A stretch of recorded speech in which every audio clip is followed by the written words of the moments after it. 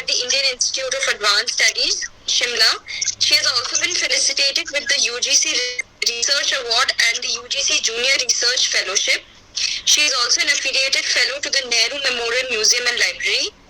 Dr. Singh is an editorial board member of the Dutch Journal of Feminist Studies, a member of the Advisory Committee for Women's Studies at the Tarabai Shinde Women's Studies Center, Dr. Babasaheb Ambedkar Marathwada University at Aurangabad, a member of the Extended Center Committee, Sarojini Nagar Center for Women's Studies, Jamia Islamia University, and a member of Doctoral Research Committee, School of Gender and Development Studies at IGNOU. Ma'am has also served as the guest editor of the Indian Historical Review on issues of gender, colonial and post-colonial India. Several of her works have been published by eminent publishing houses such as Oxford University Press, Orient Blacks, Swan and Primus Publishing. It is truly a pleasure to have you here with us, ma'am. And without any further delay, we will now request... Thank you for such a generous introduction, Anushka. I feel I'm still a student while I deliver my lecture in the class. When I'm, I actually learn a lot from my research students and others, the kind of questions they pose, So it's always a pleasure, because I've taught in the undergraduate college for many, many years. So, it's always a pleasure to meet you all. I just thought of this topic.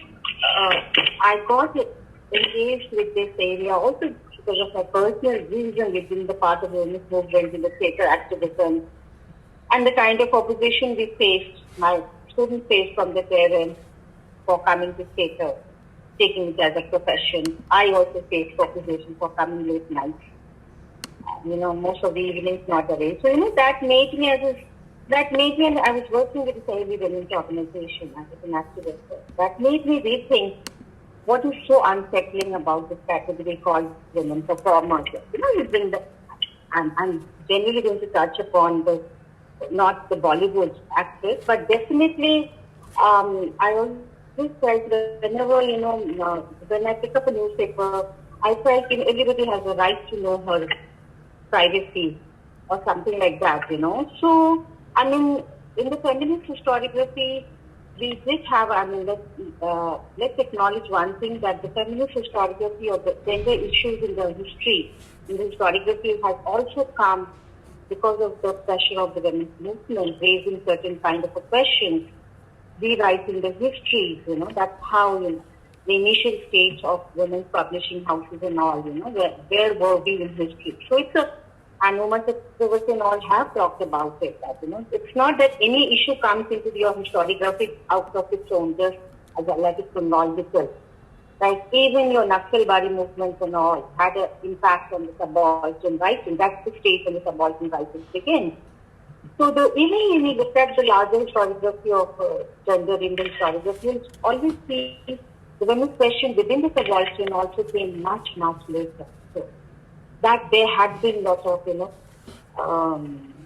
things. So the activism, gender issue is intersects with activism and academics and all, intersection. And we have actually now traveled along. We have tried to problematize the category of gender, which was earlier mostly written on the, most of the books, if you pick up on history, you'll find Bengal had a Mahila, upper caste Mahila, so that started getting challenged from a lot of the feminist historians. And as the movement, like the Dalit movement started, they also, like Dalit feminist movement, and some of the people like Sharmila Regan, many of them started questioning the kind of discipline. They started questioning all the disciplines, not only history. They started she was a sociologist and she challenged her own sociology from the gender perspective and the pedagogy and the classroom teaching and the question of the caste, which is not there. So, so then the sexuality rights movement obviously came, and they started now revisiting some of these questions. So it's the intersection comes from many of these movement sites. So now, we are problematizing gender across caste. We talk about working class, sexuality, ethnicity. But one thing that interested me when I was looking at the women performers, some of my work ranges from Tawayef to the actresses of the colonial period, to the political women in the political theatre, and the post-independent feminist theatre. Something, united women performers, and if one can see the Bollywood and women in the early media. If you look at Mrinal Pandey's writings and all, the history of the women in the early media, there was something which, was trying, somehow, these women were unsettling some of the larger patriarchal questions which was there. Why were women performers so unsettling? I mean, that's what I began to. Why should I have a right to know anybody's private? I mean, privacy. Even if I'm not a fan of Bollywood film actresses, but why should their life be exhibited publicly? Where are they going? How are they going? So it appears they are the most public women. And within the caste also, when I was working on the North MP and Tamasha, when I was interviewing people in Maharashtra on Tamasha, they came from a Kolhapur Dalit community. Ambedkar has addressed the question from the caste movement. Even the Dalit women said they don't want any of their women from their caste to go to perform in Tamasha. So there was a lot of opposition coming from, for their women. Even now, a lot of people from the middle class background are taking that as a profession. But, initially it is 70s and all. If you look at the history of National School of Drama and all, very, very few women were coming taking up profession as a profession. So there was a resistance. Somewhere down the line, the resistance comes from a larger structure called the patriarchal structure. And where do we foreground these women into that? There's some commonality among the women performers, but obviously women performers are also very heterogeneous, from Tawayef down to actors, down to modern theatre actors, down to popular theatres, that's why they come from a caste. It's not a homogeneous, also there's certain aspects that they share in the patriarchal structure. And what was very interesting was that, the most public, they at a public gaze, these women, the entire body was heterogeneous male gaze. I would like to talk about the history before, not the contemporary. So at that particular moment, if people are coming to performance, so they are addressed as a public women also, in most of their writings. The notion of, the patriarchy can dovetail very well with the professional women. Don't think that we are working, the people will be working, you may become in your professional world one of the topmost, but you are still keeping the patriarchy intact because you are dovetailing your professionalism with your domesticity so well, and that gets dovetailed so beautifully. But this is a profession with your motherhood, you're taking care of the family, but this is a profession which somewhere fractures that, because when do these women go to profession? Now we have a center for centers and all where a lot of women are working. These women mostly are working in the evening. Their rehearsals go late in the night. They're traveling. So that the whole neat dichotomy of the private and the public space, which a lot of people have talked about from Chatterjee down to Kanika Sarkar and all, these women were unsettling and fracturing, the whole notion of the motherhood, that taking care of your family and all that. Along with that, a performance is not something, where you can have your compartment. You can work, you can keep your gender space intact, but performance is something physicality. You are on the stage, you're mingling with the cast, your kinship cast, man, women, whatever. So, that is something which is getting transgressed. And one of the women, when I was interviewing, she worked in the political theatre. This theatre from Utpal Dutt theatre for late 40s and 50s in Calcutta. She was very powerful actress of the time. She told me in her interview, what used to, she used to return home in the night in Bengal, in Calcutta.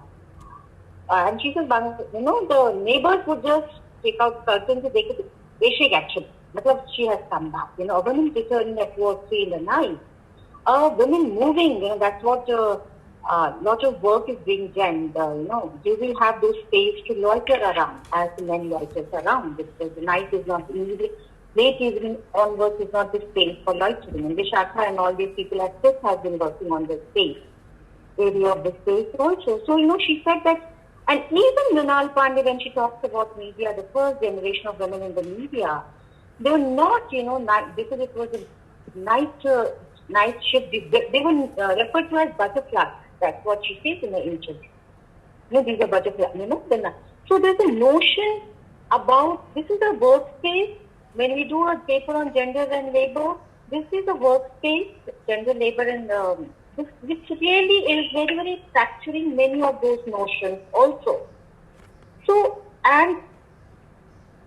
these were the questions which were actually, now we find that these were the areas, transgression of normative, social, physical, and that's why most of the writings, if you look at your writings from the first generation of women performers, actresses, sawaiyas, you'll always find the fuzzy boundary between a prostitute. I'm using the word prostitute. It was used prostitute, Dasya, or Dasya and actress. I mean, I was just because अभी मैं अभी के कारण तो गांधी का देख रही थी परफॉर्मेंस को लेकर, कवायद को लेकर, तो हर जगह कहते हैं कि वो हमसे ये प्रोस्टिट्यूट हमसे मिलने आए, so by they have been already been from fuzziness, they have moved towards the boundary, towards the labeling called prostitute. So lot of Susan Caesar's work is in South India, very you look across Maharashtra, work of Maharashtra,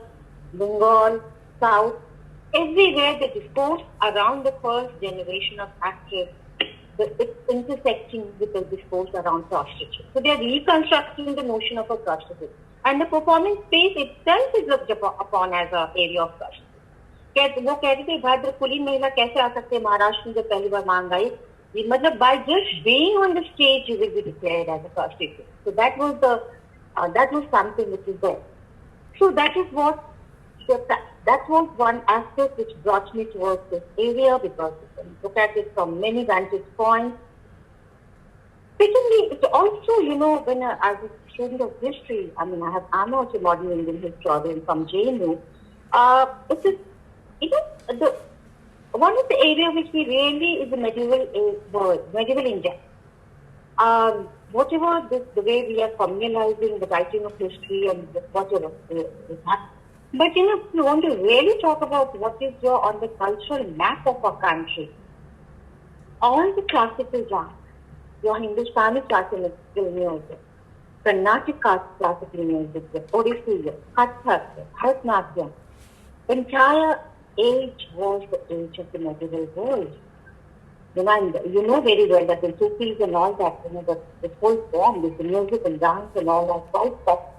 So, you cannot ignore, if you want to talk about the cultural canon, the nation's cultural canon, without talking of the medieval India.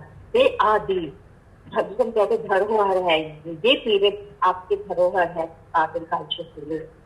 And another section which we don't want to map up in our cultural heritage of a nation. We feel it has, because हमने कह दिया कि भरतनाट्यम जो है रुक्मिणी देव अरुण दिले ने कहा कि वेदा से आया है. ओडिसी डांस को हम कहते कथक वाचिका, ब्राह्मण कास्ट में कथक वाचिका से दिया हुआ है.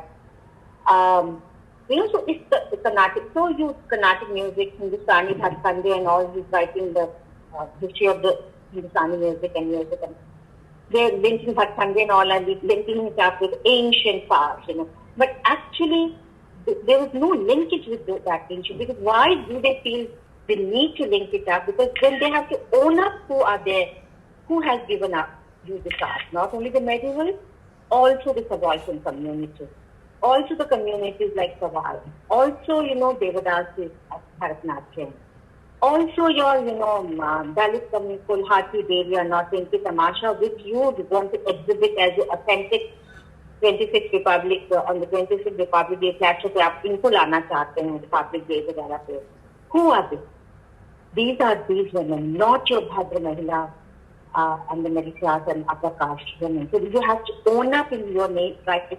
In the writing of the history of the nation, the contribution of these women and the contribution of these women whom you have stigmatized, criminalized, and marginalized. So that is something which again brought me back to this area. So one of the today I want to talk about one of the things because the longest history of the women performing community is Tawaya. Longest, you start from the ancient. We did not call them Tawayas in the ancient period.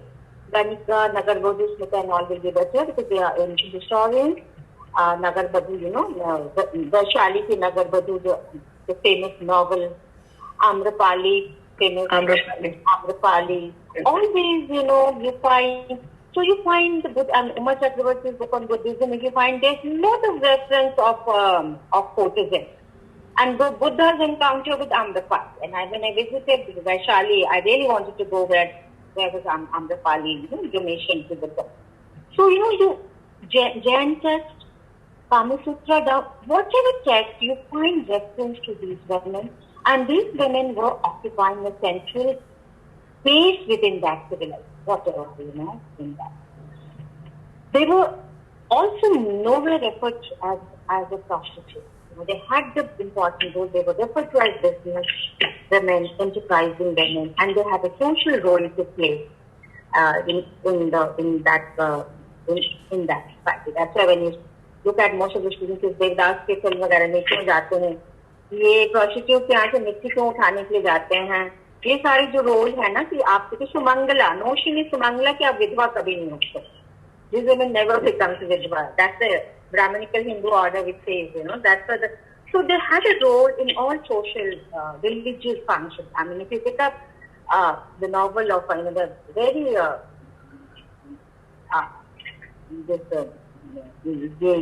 Amrit Lal Nagar, Ye Kochewalia, Chitralekha, से अलावा भी बहुत सारे novels लिखे गए हैं.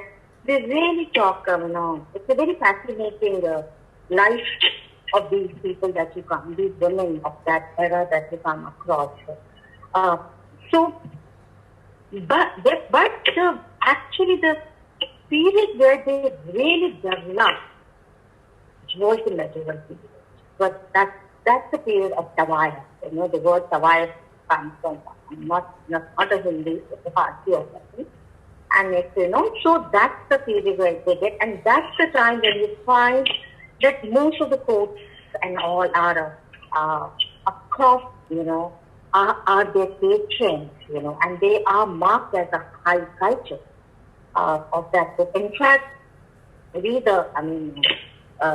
so the fundamentalism की जब हम बात करते हैं ना, both Muslim and Hindu fundamentalists do not want to own up that the Muslim women were the wife or the Hindu women were the wife.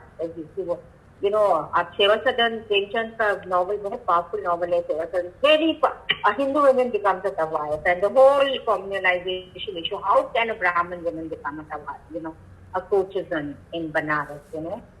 So they were so we had again the community of Tawais was not just Muslims. Now with the communalization, they would like to Savadivan Tawayas Nama has come up. With communalization, they would not like to own it. They would like to say that Tawayas are Muslims, but it wasn't. They were not just Hindus also with them. But they had a high place in that, in the culture. And we know from a lot of literature, to look at it, Salim Tidwai's work and others are also there, Sabadivam, Salim. You find them near the kings and the princes to be salons, So that part of the history is now being talked about a lot, these are. And lot of films around that, and lot of sometimes some people ask me, आप कौन सी film को आप suggest करेंगे, थोड़ी सी Tawai's culture को represent कर सकता है. And Yatindra Mishra has worked a lot on this. If you want to have more work on that, actually most of the people would like to see none of the Bollywood films of the early generation.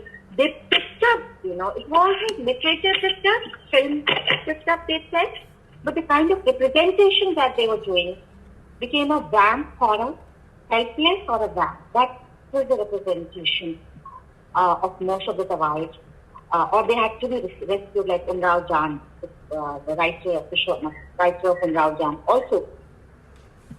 So none of them actually brings a nuance, and not the film which actually more than the better film people always refer to is Mandi, and in Satyajit Ray has also made a very good film on this. When the Tawais, 1857 के आसपास जब when they are being, Britishers want annexing, you have a topic in your history, 1857, when they're annexing each province, obviously the British, how would they annex ours? So, they never wanted to bring the imperial economic agenda. They always, that's what a lot of works like Cannon and all, they brought the cultural agenda as a cultural civilization versus the barbarism, civilization versus the obscenity, debauchery. So and that's how they represented the Nawab of our Lucknow. And actually, Lucknow was one of the, जिसे कहते हैं कि यदि आप तमीज जानना चाहते हैं, आप नजाकत जानना चाहते हैं, आप कल्चर जानना चाहते हैं, हर लोग कहते हैं कि आप बिना लखनऊ से सीखेंगे. Why do we refer to Lucknow? Lucknow was one of the important seats of the Tawais.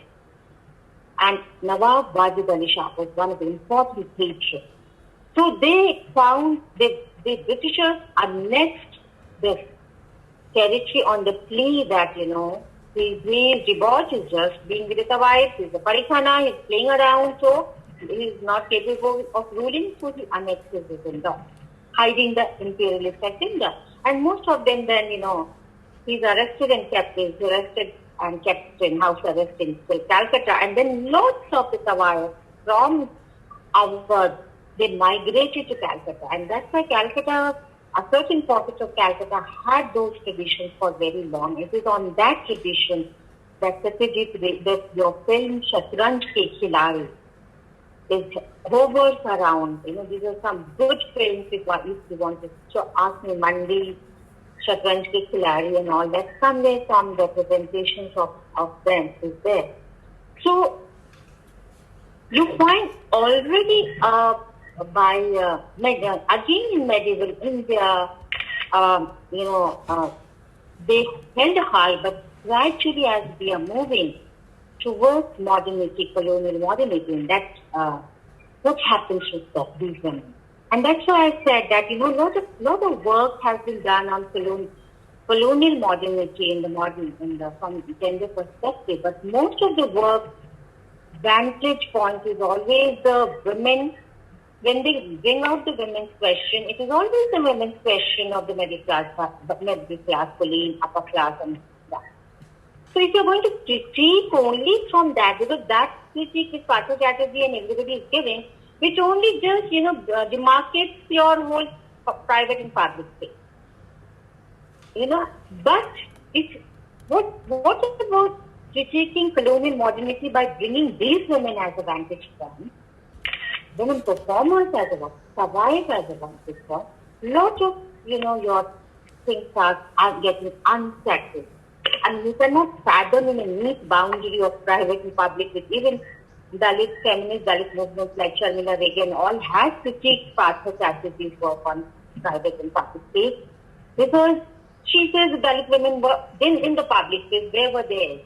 The whole question of seclusion and these boundaries were not so neat for them. So we also one needs to look at the colonial modernity from their lens, through their lens, and what history can be rewritten. And what you find is the one strand is the marginalization, stigmatization, the whole discourse around the prostitute.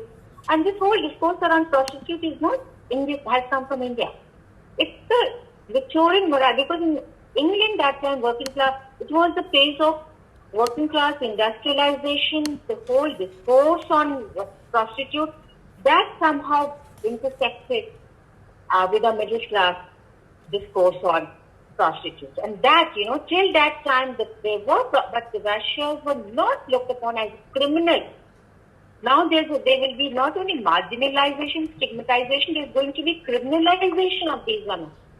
They will come under that. So that is a discourse, larger discourse, which is building up, which we as a colonial modernity, we pick up in the whole Bhadra and Abhadra, good and ideal women, and where do you situate these women who end their needs through the institution of marriage? If you look at them, not married in that mainstream institution, they have relationships as a motherhood, as a domesticity, then where do you foreground them in your patriarchal institutions? These women cannot be foregrounded because they're challenging all the boundaries of your marriage of the patriarchal boundaries and unsettling lot of. So you'll find lot of this time a lot of archival material with the British archives will be, oh my God, performances are obscene, ye hai, wo hai, and the word called sedition. So is used against performances and you have a dramatic act also that passed. आप कोई भी चीज perform करेंगे तो पहले हमें script दिखाइए. So there's a whole discourse is building around gender, and that discourse is now, and that's the period also of the 1857 from East India Company you want to move towards empire home, and your 1857 has taken, and you have so you find most of these, why does the British feel they are stretching? I mean, one important thing before I go, because Anushka in her has written that, ma'am, we would like you to come to the freedom struggle and the political. I'll come to that. But before that, this two things I wanted to flash before I move to the colonial modernity. I always say that, by bringing these women to the forefront, you will be revisiting the history of women's education in a country. Whatever, it begins with the English educated women, but these were the women like Mahalaka Bai, Modi Palani, Malika Pukhraj down onwards had already been writing their biographies, they were writing their poetry, they were publishing their, they wrote a lot of, Modi Palani wrote erotic Radha Krishna, sexuality, kitni baatein hoti hai.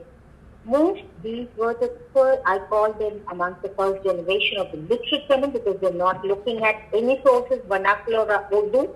So we only look at the English educated women, and then we start our story of the first generation of educated women. So you are going to rewrite the history of education of women through these women.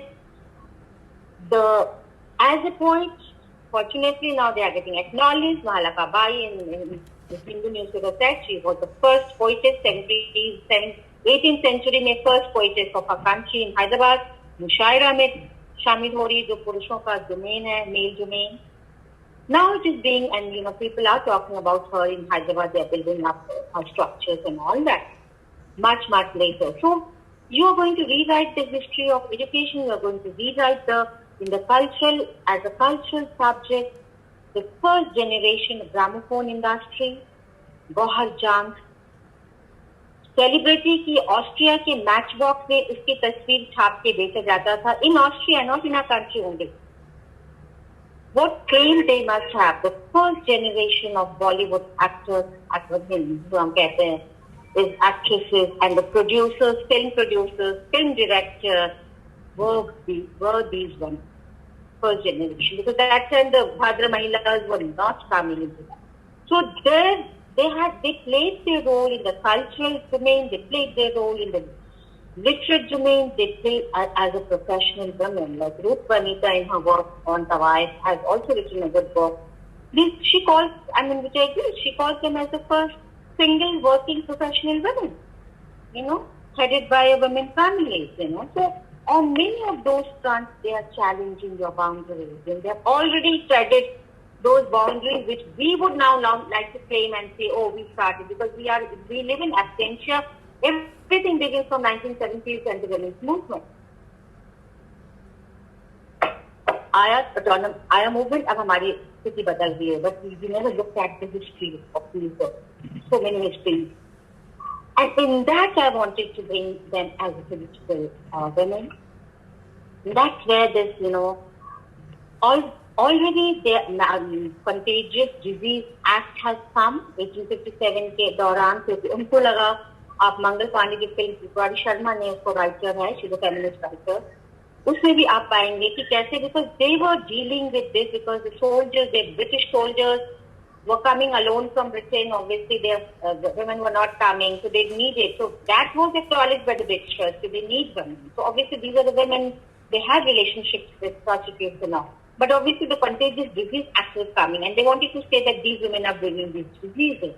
So they wanted to bring them under the surveillance of, and they brought them under the surveillance कि आपको hospital lockdown, ये lock एक hospital है, lockdown stuff has come so much into my mind. There was in Calcutta, the hospitals and all came up where these women, Mangal Pandey has also shown कि इनको आप survey करते हैं और उनको आप hospital में जबरन आप admit कराते हैं. Lots of resentment is coming amongst the Kawais at that stage. So then the Britishers realized not only the prostitutes, but they then started bringing, because the Contagious Disease Act is not under control, so they wanted to bring the Kawais under the larger umbrella of the prostitutes. And clearly by 1857, the wife had come under the bracket of the prostitutes in the discourse of the British colonial discourse, and later got picked up by a social reformist and also by a middle class discourse in our country. Keshav Chandra came down to everybody, treating them as a prostitute, and later the nationalists and the Gandhi, So, but it is 18, we have written something on 1857 in the Tawaya, Fazluzan and Tawaya Throw. We know Oldenburg, though, she also refers that, why when you used to look at the Umrao film, one of the things, why does Rekha, I have seen the earlier film Rekha, which is much better, why does she have to leave her quota in 1857? What was the reason? Why should Britishers look upon them as the enemy? I mean, they were cultural players, and the soldiers were also going. Obviously, they realized by this time, the Britishers are realizing that these are political. And that's why their property gets seized in Lucknow. That's how the information comes to Veena Oldenburg is written on the wife also and Lucknow, that they were the highest taxpayer. The wives were the highest taxpayer. That's what I say. These were business, enterprising, professional women of their era. So that's it. It reveals them as the political women. And Salim Kidwai also talks in his article. Obviously, these women are in the core. Much before 1857. We start a little bit of history from 1857, but much before that, Mahalaka Bai in Hyderabad, she was the highest noble. She was sitting in the court. She would accompany the king in the war. You find most of them, these women, in the court publicly in the policy matters and all that. They start with, and it's not that, they become, why? Because they become political also, because they are in the public domain. वो शहर में civic sense क्या हो रहा है, गलियों में क्या हो रहा है. Malka Prasad, if you want to write the history of Jammu and Kashmir, her autobiography becomes such an important source. She's looking at what is happening in Jammu in 1930s and 40s and writing in her own autobiography. They knew the hub. They are at the center of the city. They are meeting the nobles. They are in the courts. So they know the entire political scenario. And that's the British, and their houses become the meeting point. That's why 1857, some of the houses of these, become, that's how Begum Hazrat Mahal, now people are not talking about her as that history of Begum Hazrat Mahal in 1857 always concealed her as a wife. Now a lot of researchers are talking about her. She was a wife. So the political role begins even before 1857, 18th century Mysore and Hyderabad and all that. So there's need to build up that history of their political subjectivity. Around 1857, obviously, that master, and there are bound to be many stories around 1857 and the Sawai and their role that has been talked. Begum Samru, Begum Samru, a lot of people have talked about Begum Samru now. They still know her biography, and obviously she was a key player in so many British power, earlier power, later power, and that's how, and her name changes to Begum Samru, because she was had a trajectory from Hindu, Muslim, and then, she became a Christian. So those trajectories are also there in these women's families and lives. So that's the and that's very interesting because, there may be absence in historiography, but another important turning point when we search in 1857, ये नहीं है कि लोगों ने 1857 के सावरकर को भी इनके बारे में लिखना पड़ा. Savarkar had to write Azizan पे.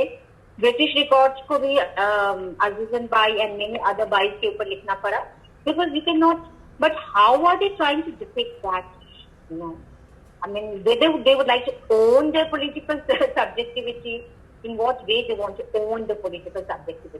They'll say कि बुरी थी अच्छी हो गई. You know, so these are the two tropes that they are. You know, suddenly miracle and अपने सारी चीजों को छोड़ते हुए अच्छी औरत बन के देश के लिए लड़ाई की. That's how Veer Savarkar would like them to be called. You know. So that's the so another very turning moment came was I mean that I found some material around that time was the period of 1920s when the national movement, non-cooperation movement began.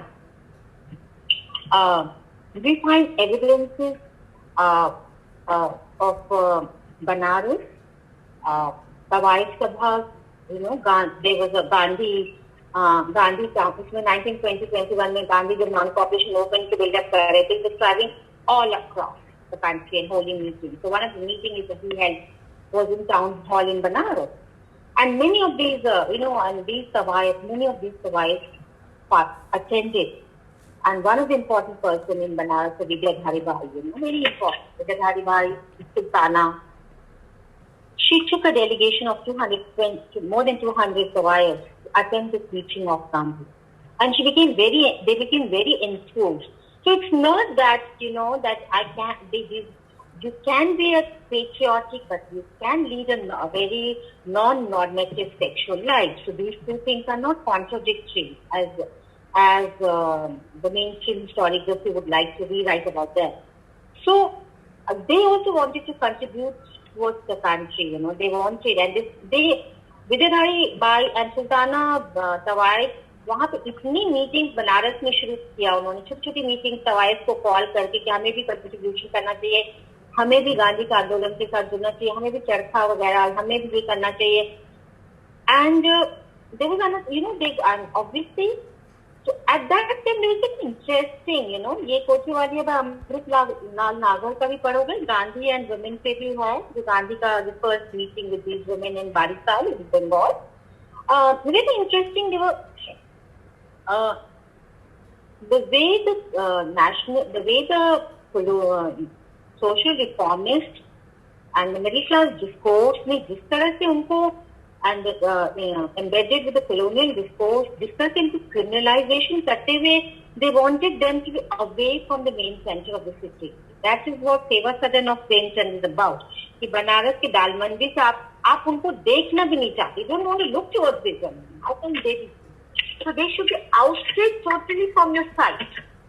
As that. So it was very interesting within the nationalists also. It's not that, let me be little fair with Gandhi. Gandhi in that sense, and critically about Gandhi, when this whole discourse around these women prostitutes and it got clubbed with the Savais came in the nationalist era, some of the nationalists said that they should be driven out, and Amritsar वगैरह में भी कुछ बहुत cities में उनको हटाना शुरू किया. But what Gandhi says, no, we should not be. Gandhi ने इनको कहा कि ये hapless victim है, and we need to rehabilitate. We should give up this. Not to, we should reform them, accept them, bring them into politics.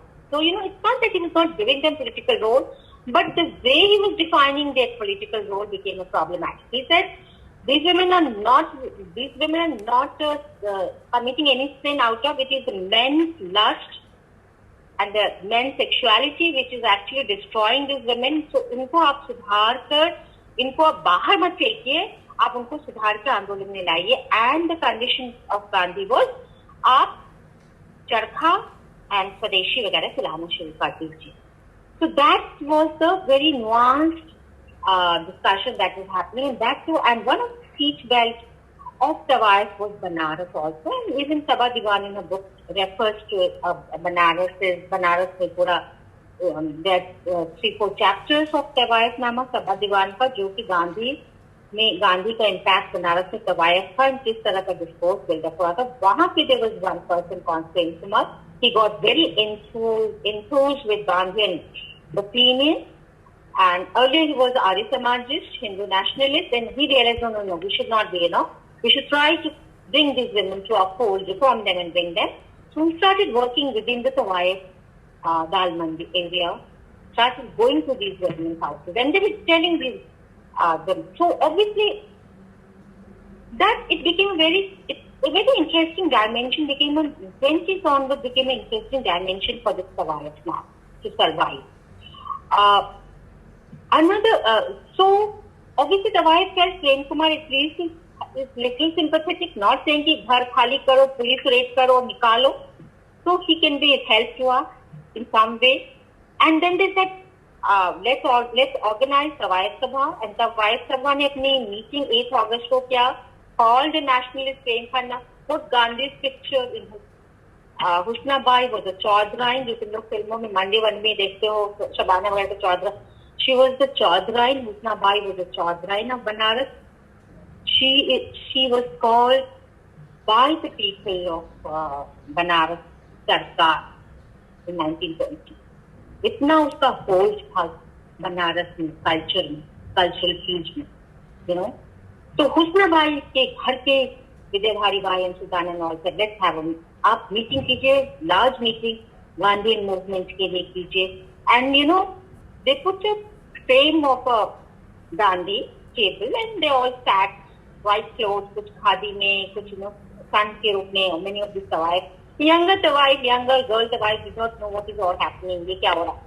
One of the younger Tawai saw Gandhi's photo and said, इतने दुबले पतले इंसान हमारे देश को कैसे आजादी दिलाएगा, because and then some of these younger girls of Tawai said, maybe he has a mysterious power, फकीरों को बहुत power होता है, शायद होगा, so the very interesting the way they are relating with Gandhi, younger Tawais and then they passed a resolution. कि 9 अगस्त को हम आदि फेमस वहाँ की बनारस का फेमस आदि सोशल सेंटर में हम तवाई की मीटिंग करेंगे, मंदिर के प्रेमिस में, फेमस प्रेमिस में करेंगे, वहाँ रेजोल्यूशन पास करेंगे और हम गाय का सन नावदेव बनाएंगे. तो very interestingly, what I want to also tell you about that these women were not what we talk about Hinduism, the fundamentalism of any religion, like Muslim countries, not Muslim countries, many of them Islamist fundamentalists would say कि हमारी महिलाएं तो performance कर ही नहीं सकती हैं, वो जो है, या हमने जब पद्मावती फिल्म देखा तो झूमर में हमारी रानी तो परफॉर्म कर ही नहीं सकती है, या ये धर्म में तो उनका कोई स्थान दिया, don't have a, if you write the history of Banaras, you cannot write the history of Banaras without writing the history of Sant Kinnaram of Banaras, who's being, one of the Banaras Sant of the 19th century. These Tawais were performing at his ashram. So this resolution of 1921 non-cooperation के समय में gets passed in one of the biggest temple of Banaras, premise resolution that, we want to be part of the Gandhian movement, we want to do स्वदेशी चरखा वगैरह वगैरह ये सब करना चाहते हैं और हम अपना गाय का सन. Now they are also, because since there are marginalization, stigmatization, अब वो कहते, they want to say, look, we are not prostitutes, we are not vaishyas, we are gaika. So they are also unionizing themselves, organizing themselves, putting their petitions in the court also for their own entire survival, and want to participate in Gandhian movement also. And what happened? Very interestingly, in 1921, Gauhar Jan becomes Sampat by UP. Gauhar Jan is being asked by Gandhi कि हमें तिलक Swaraj fund के लिए पैसे चाहिए and we need money because आप concert करके will you contribute the money? And Gauhar Jan accepted and said, yes, I will do the concert, Gandhi, and I will contribute the money for the cause of the country. बशर्ते आप शामिल होंगे concert में. And when the concert took place in 1921 in Calcutta, I don't know, I mean, since I've not, one doesn't come across. Gandhi could not go there. He says he could not, whatever. He sent Muhammad Ali for that concert. One can read why Gandhi did not want to go for that function. And when the program ended, and it was in 1921, 24,000 money was collected by the concert. So you can imagine what a peak period of Gaur Jan was. And when Muhammad Ali came to collect that money for George Tilak Swaraj Fund, Gaur Jan said, Gandhi अपने वचन पे नहीं काबू रहे. उन्होंने promise किया कि मैं आऊंगा. मैं भी अपने वचन पे पूरी तरह कायम नहीं रहूंगी. मैं आपको सिर्फ 12,000 दूंगी. It was not that she was greedy. It was she wanted to assert her dignity. And if you look at Gaur Jan's biography, you'll see कि Gaur Jan was a rave in Calcutta. 6 घोड़ों पे सवार होके she would go, and उन रोडों पे कि British उसको सलाम करते. Then they realized she's a Tawayef. Then they said, we'll find you 1,000. How can a Tawayef go in a carriage in those localities? Then Gaur Jan said, I'm ready to give 1,000, but I'll still walk on those. So, these were the very determinate Malka Pukhraj. Most of these women, Rasulan Bai, all these women were women of very highly dignified, and they're very dignified style. So, and then Gandhi has another encounter with Gandhi. Lots of women in Barisa, they're clubbed under prostitutes. Many of these women, they met Gandhi, and they before meeting Gandhi, because they got so enthused, they formed an organization, and उन्होंने कहा कि हम गरीबों को देखेंगे, हम जो बीमार हैं उनको देखेंगे, हम म्यूजिक सिखाएंगे, और हम स्वराज में पार्टिसिपेट करेंगे, एंड हम कांग्रेस के मेंबर बनना चाहते हैं. We want to become the Congress में 4 आने को. And you should look at this is there. Gandhi has written about it. This is there in Gandhi and Women book. And what Gandhi tells these women, Gandhi is furious when he hears how can they organize and want to become a Congress member without giving up his profession. शर्त है कि आप अपने profession छोड़िए, आप become leave that those profession and only take up charkha as your livelihood. Thora charkha chalai, khadi and charkha. That was the option that was given to these women. And you cannot become a Congress member. Unfortunately, that time Madhukishore had written about this encounter, and she had very critically looked at that point in history. That if a land as zamindar and all those people can become a member of the Congress, why is Gandhi denying them to become a member? Industrialists and everybody is coming. How can Gandhi deny them to become a Congress member? And he says, I'm not ready to accept this organization. And the music, obviously the music means, why should you be teaching music? Because music has an association with the tradition of these women singing and dancing women. So that also infuriated Gandhi a lot. And some of these women were very honest. When they had a meeting, when they interacted with Gandhi personally, some of the women said, yes, I'll take up charkha. But many of these women said, Gandhi, I cannot promise. So I do not. Because question was also of the survival and livelihood question. Many women said, we cannot give up our profession. But many women like, this one, what I said, Sudeshwari, Vidyadhari Bai वगैरह में, जो बनारस में वगैरह में थे, काफी अच्छे चुन की बहुत ही इंटरेस्टिंग सॉन्ग उन्होंने उस समय कंपोज किया था, चुन के, जिसे शुभा मुदगल परफॉर्म भी करती. जब she picked up few songs, she picked up this song of Vidyadhari Bai of 1921, the song composed and sung by Vidyadhari Bai also. So, that was the tension happening.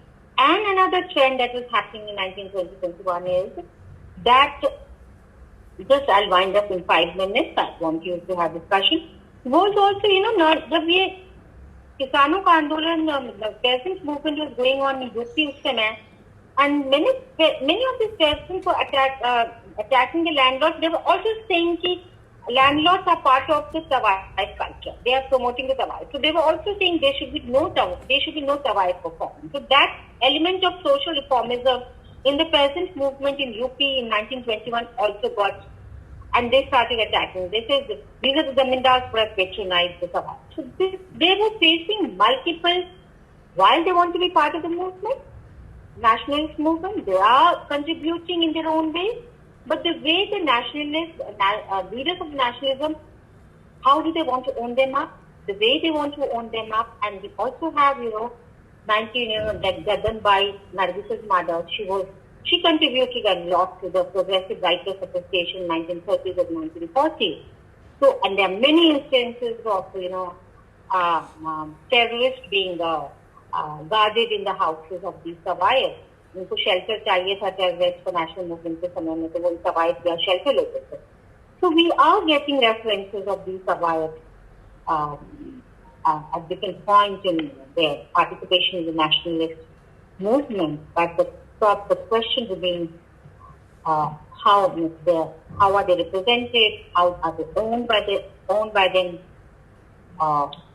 They never get a support from the nationalist leaders in that movement.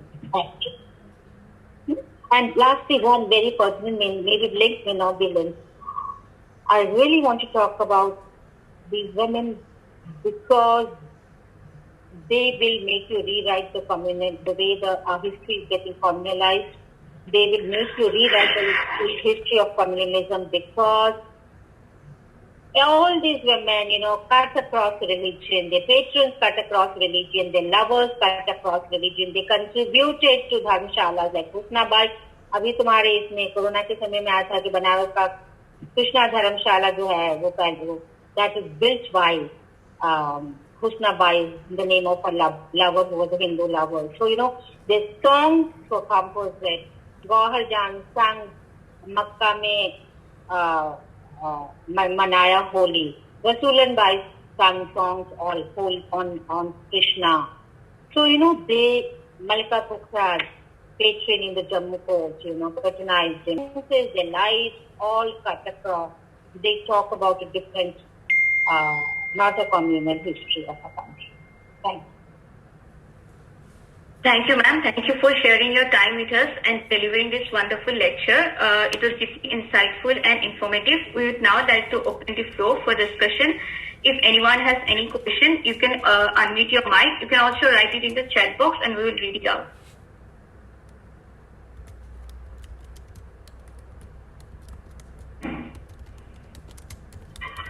Thank you, ma'am, once again for such a wonderful lecture. And like Bidisha said, we are looking forward to a discussion. I'm sure a lot of us have questions.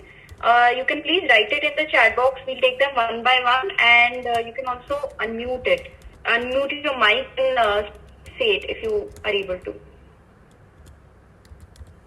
Could I ask a question? Yes, Ria, please go ahead.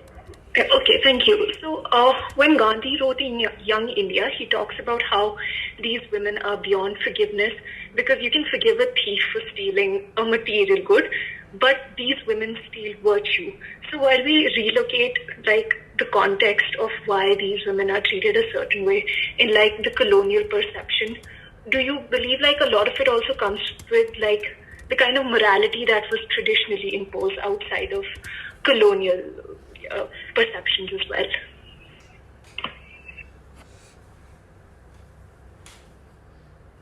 Thank you, Ria, for such an insightful question because, actually one of the, in the JNU when we teach on gender and sexuality, everything starts with the colonial period, and one of my American students, she was in my class, then she asked me a question, where do we place the caste and the Brahminical and all that? And Ambedkar is talking about the prostitution for Hatai or caste ke saath bechto. So all the questions doesn't start, all your reform, all your morality does not start as a lot of people have been writing. That's what many of us actually have a problem, that all does not start with the colonial modernity or that era. It intersects with the earlier era also.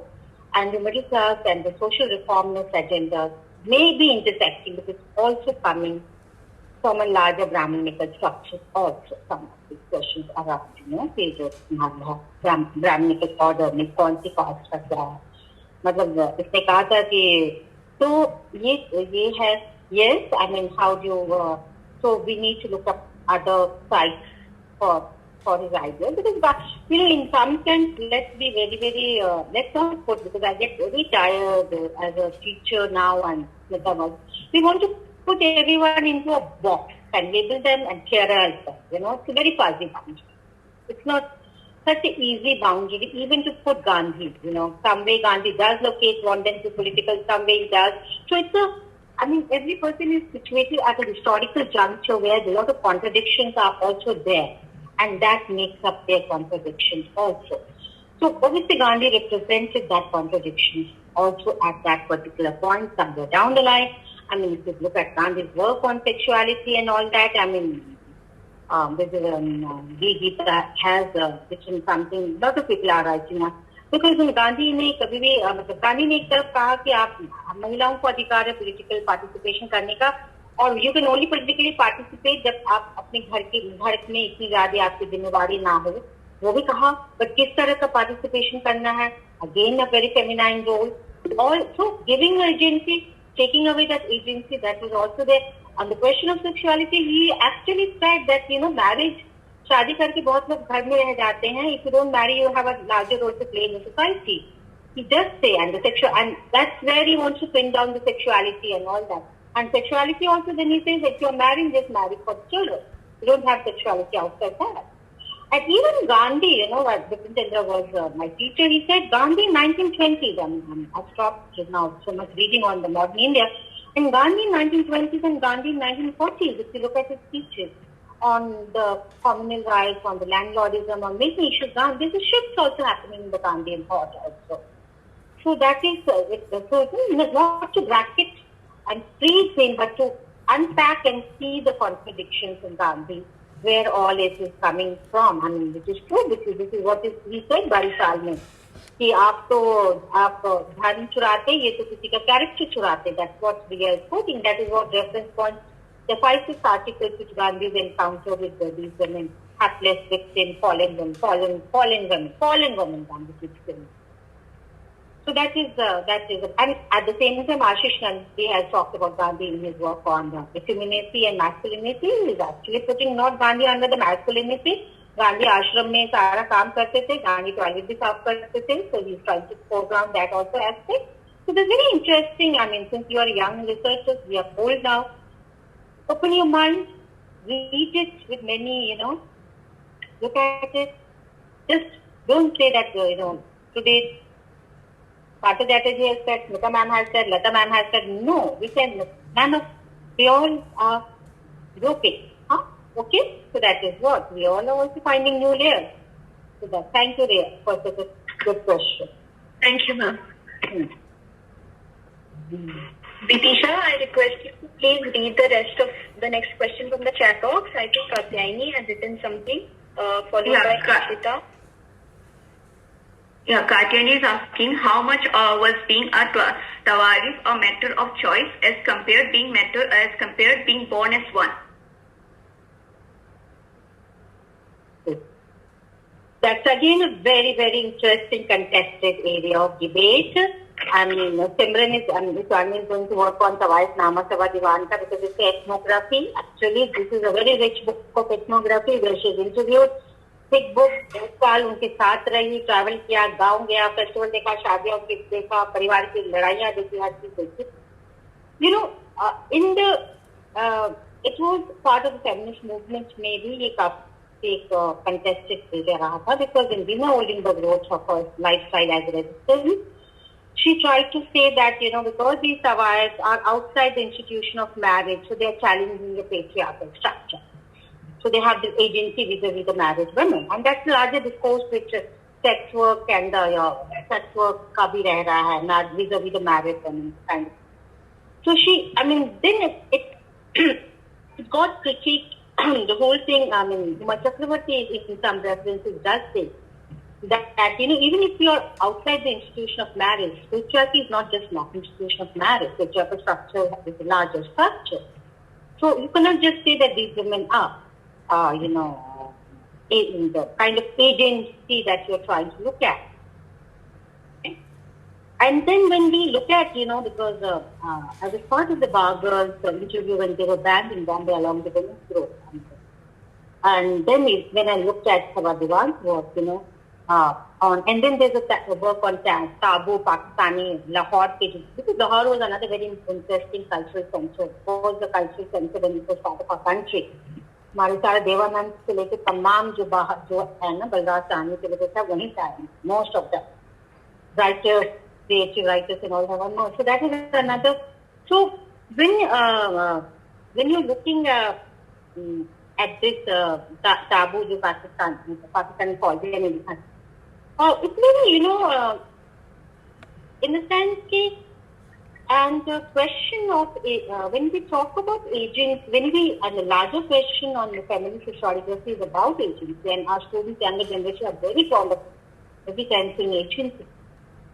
The choices, what kind of a choice, how do you make a choice, what choice you make, is also in a larger structure. It's not that you're out of the structures you're going to make a choice within that, with a wife's daughter, what she becomes and what she does not become. That is very powerfully talked by Kumkum Sanghari in a CPW article on agency, and she really problematizes the question of agency. It's not that मेरी बेटी को मैं कवायद as JNU teacher, I'll make one daughter कवायद, one a reader, one. There's certain structures where I'm part of, and larger than even Ambedkar ने कहा था, जब कहा कि sex work का जो caste के साथ था, so Ambedkar said 90% of the women in the sex and the prostitution, that time he was calling it prostitution, are the done. How do you explain that phenomenon? Why are they present there? So, there also, very clearly, is that, just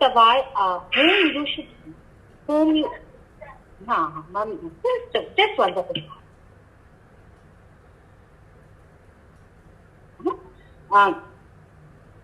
Whom you should make a tawaif, the person has to be skilled. मेरी दो बेटियां यदि एक skilled होगी, music and dance वगैरह में skilled होगी, I would like to invest in that, and that choice is made. नहीं, just a second, मम्मी हाँ वो आ गए हैं, sorry, I just had somebody wanting to visit my mother. हाँ, just sense उन्हें पता था कि कौन अच्छा गायिका होगी, कौन अच्छा, वो काफी कम ही एज से, that is the age of choosing between, and that is what Sabha Diwan's Tawayafnama is about. Between the four daughters, two were chosen and two were not chosen. That was a very young age, So, and that daughter was not chosen that time. Later, she becomes dependent on the sister who becomes the main protagonist of this. She supports it. So, it is very interestingly that the choice is also taking many considerations.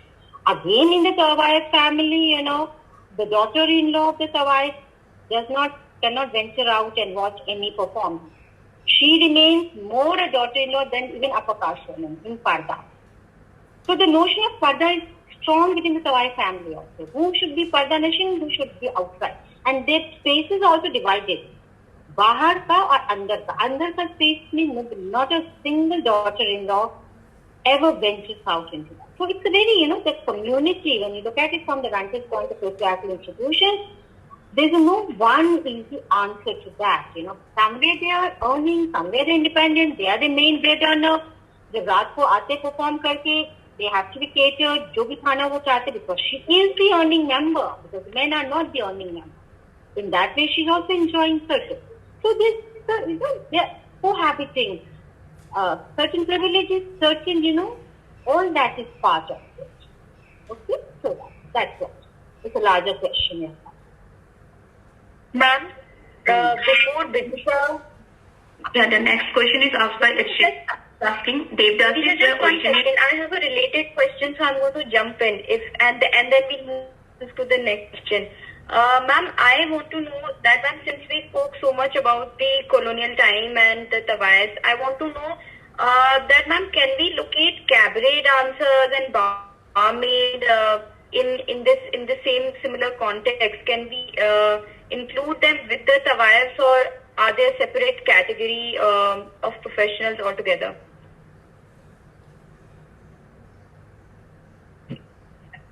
Can we then are there more questions? No, it's a very important question, Anushka, because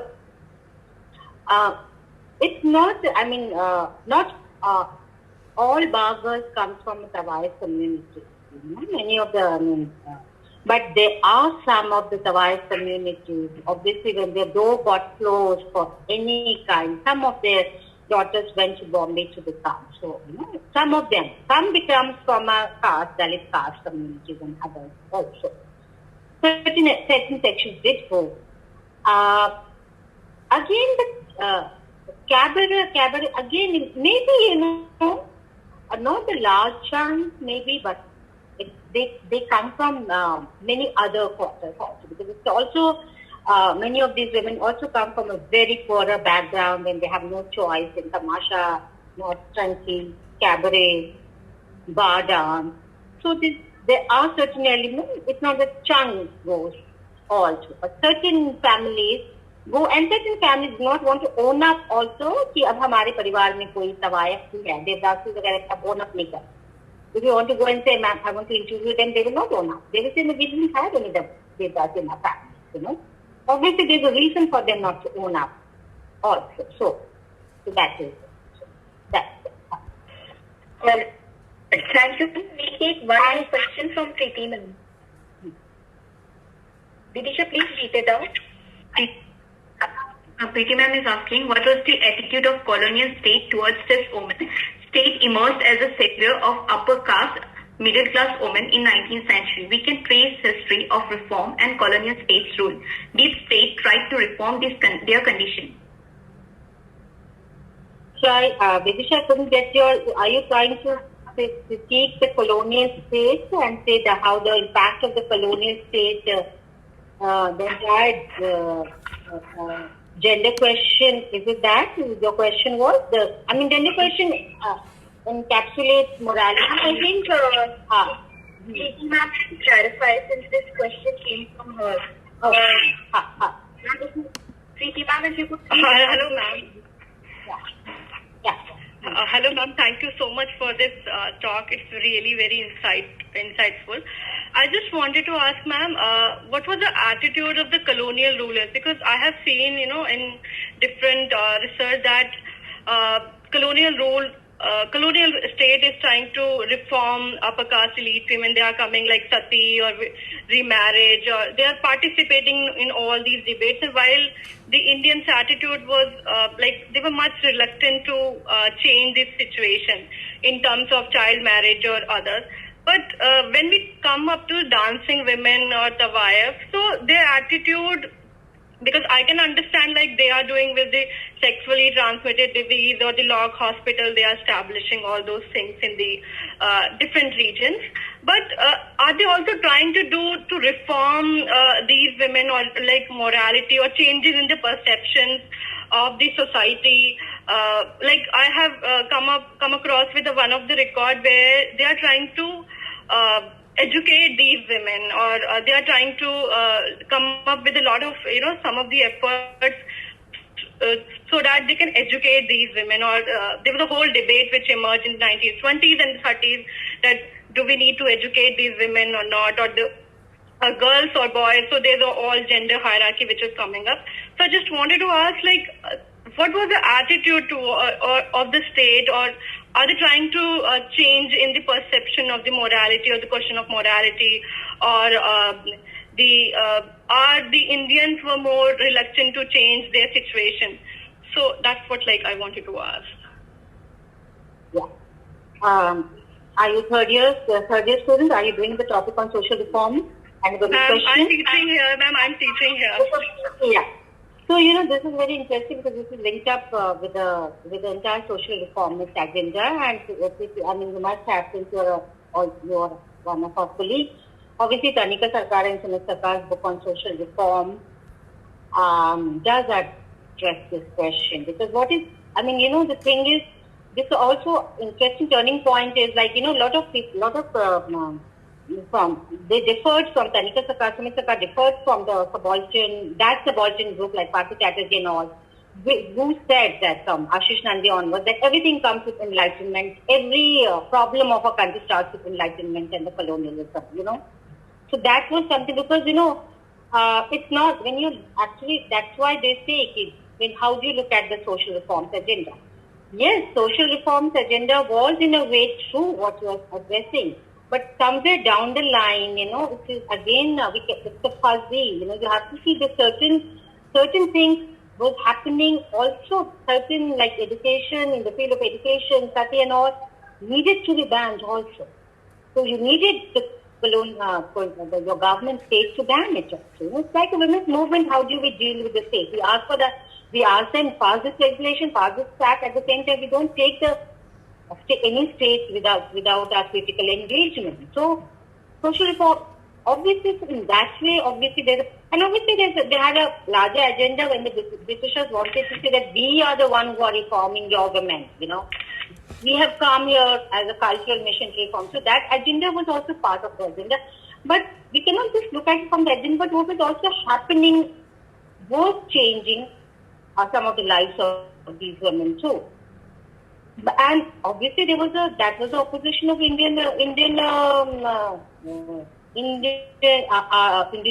social reformists, middle class and all that, and that's why Partha Chatterjee ने कहा ना कि आप material world में तो हम आपके साथ लड़ेंगे, spiritual world, cultural world हमारा ये हमारा धरोहर है, संस्कृति है, इसको मत छुइए. And one of the reformers, Rana Dev वगैरह सबके बच्ची की शादी before the Consent Act वाला जो था. So they felt that British, they looked upon it. But we need to look at through the gender lens. We don't have to be trapped between this and that, and look at it through the gender lens, look at critically also through gender. Not, giving at the same time containing the patriarchal structure. So that becomes, that is the larger question and for the reformers, for the social reformers, these women did not exist at all. Women who were outside the sexual normative categories never existed. The social reformers' questions hovered around the middle class women's question. As if जब वो महिला की बात करते तो महिला means only middle class महिला. So the entire agenda never, because they never considered them to be part of womenhood also. And it is only later 1920s, 30s, onwards, also not the large chunk of the social reformers were looking towards these women. It's only certain sections of these in certain cities and all, their interaction. And when the sex workers themselves started coming, and when these women started themselves wanting to come in to participate in the movement and all that. So then the acknowledgement. And जब भी वो भी movement में जब आ रहे थे तो middle class जब procession से जाते थे तो जेराल्डिन फोर्ब्स ने अपनी किताब में लिखा कि आप प्रोसेशन में जा रहे हैं, पब्लिक प्रोसेशन में, आपके बगल में एक लो कास्ट की महिला भी होगी, आपके बगल में एक प्रोस्टिट्यूट भी, वो भी उनको बहुत डिस्टर्ब कर रहा था. So those were the disturbances were happening by 1920s, 30s when they are becoming the public domain, when they are coming in the political public domain. But that's the larger question, Preeti. That's about the social reform question and the social reform questions, and where do you situate their questions, and how do you fracture it to the feminist lens. And not only one, looking at it in one way, that way. And like Tanika Sarkar would also like to say that, please, these acts gave these women certain, कि सती को तो ban किया, ये तो ban किया, तो इस तरह से हम ये नहीं कहते, गिव अप नहीं कर सकते, because that was done, so that is what even Tanika Sarkar disagrees with Partha Chatterjee's and others' arguments. Okay? Thank you, ma'am. We'll take one last question from Ikshita. Since she has already written it. Okay. Devdasis were originally... Sorry, I would not have said some visited, came to visit us. Huh? That's why. Sorry, I'll take this question. Bolo. Devdasis were originally referred to as prostitutes of God, and their main profession was to perform in temples. They were highly respected at a point of time, but now has been reduced to sex workers working for about 100 to 200 rupees. When did this degradation started to take place? Also, was it only a Hindu woman who was eligible to a Devdasi?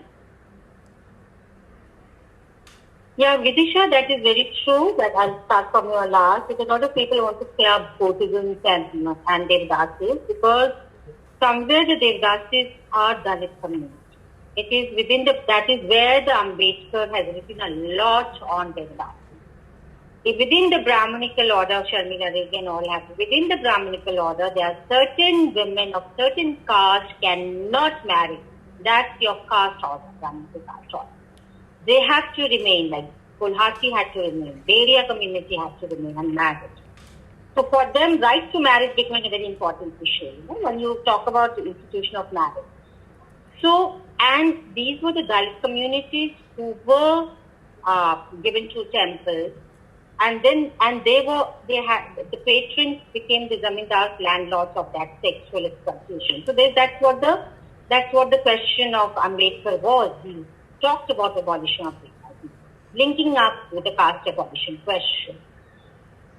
But the very interesting dimension that happened was that Sadir was the form of Devdasi, so Sadir festival. उस form को जब आपको cultural cannon चाहिए nation का, रुक्मिणी देव Arun jelly वगैरह ने इस form को लिया सादेव को, एंड उसने इसको भरतनाट्यम का नाम देते, भरतनाट्यम, भरत के साथ एंशिएंट के साथ लिंक कर दिया, एंड कमिंग फ्रॉम डिविनिटी किया, and saying that this is the pure form and originated from a pure source, and delegitimizing them.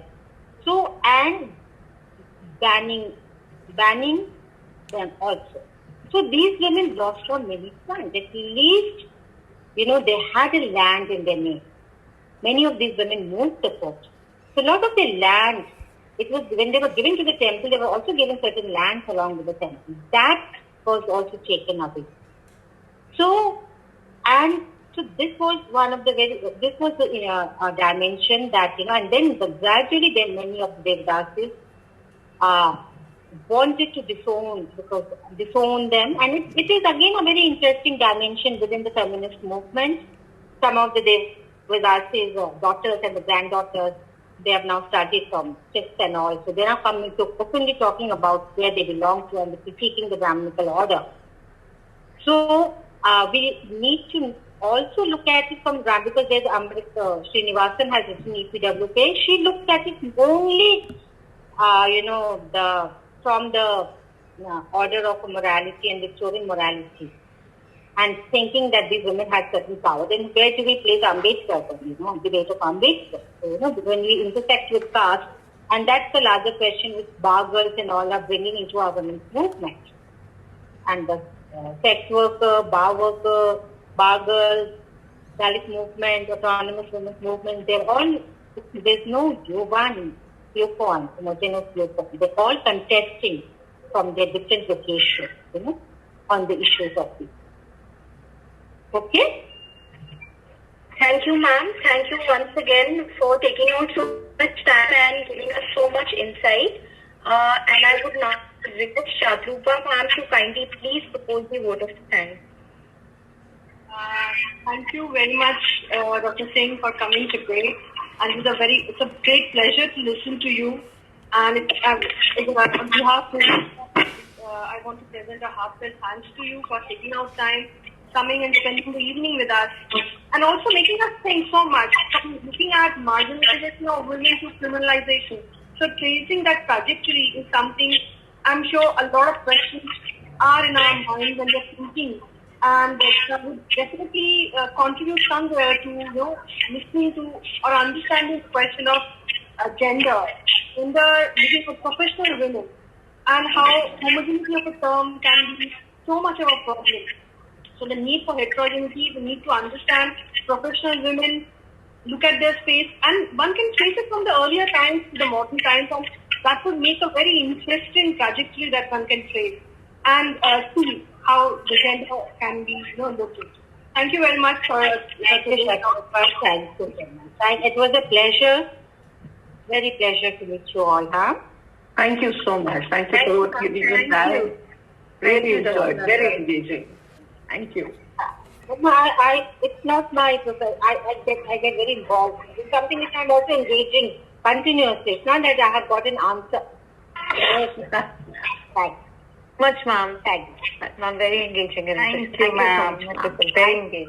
Bye, Anushka. Bye, Bye.